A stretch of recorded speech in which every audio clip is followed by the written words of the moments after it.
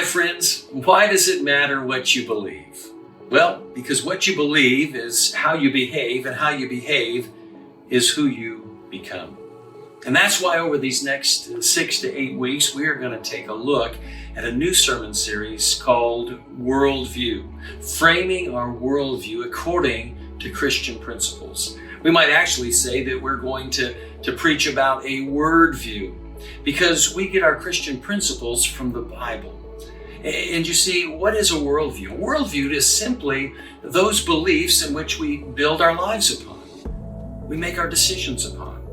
Now, Jesus spoke about this when he spoke about the man who built his house upon a sandy foundation and it got swept away.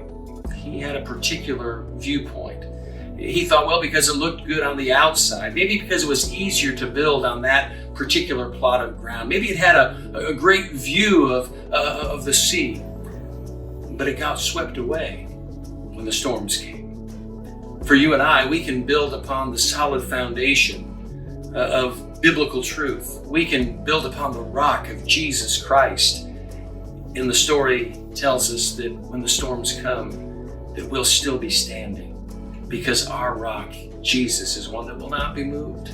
And so over these next several weeks, I invite you to join us as we take a look at why we do what we do, why we think what we think, and why it makes a difference. That's the question we're going to ask this week. And I'm going to lay out 6 worldviews that lead to disaster, 6 worldviews that fall short. And then we're going to take a look at one that when we center on God, theism, the idea of putting God at the center of everything, that our lives begin to eliminate chaos and confusion, and we find right relationship with God through Jesus Christ. And in doing that, we find right relationship with one another. Let me just take a look at this globe over here today. In fact, when we talk about worldview, we can have a perspective. The question I'd ask you today is, as you look at this map, how far is it between heaven and hell?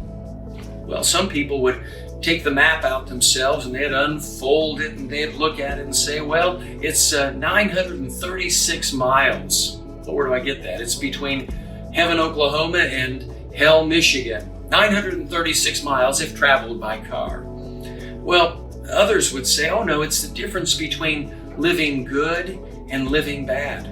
Some would maybe clarify and say, no, it's the difference between being good and being bad. The problem is that even in being good and doing good, we can never quite be good enough. And so what's the difference between heaven and hell? It's faith.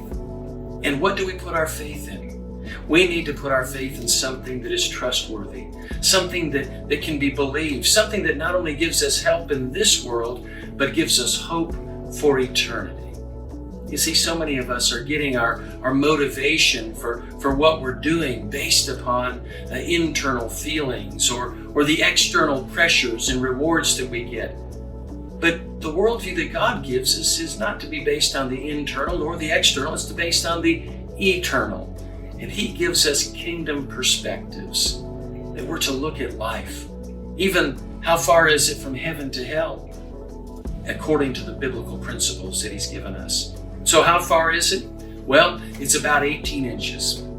It's the distance that it takes to get the Word of God from our head into our heart. Because what we believe will determine how we behave, and how we behave will dictate who we become. Do you want to become more like Christ? Then I ask you to join us this week as we start this brand new sermon series, Framing Our Worldview, on the Wordview of God's biblical truth. You see, God doesn't want you to just live by a set of guidelines every now and then. He's given us guidelines that lead us to Him and lead us to life, everlasting and abundant and full of joy. Hope to see you Sunday. May the Lord bless you.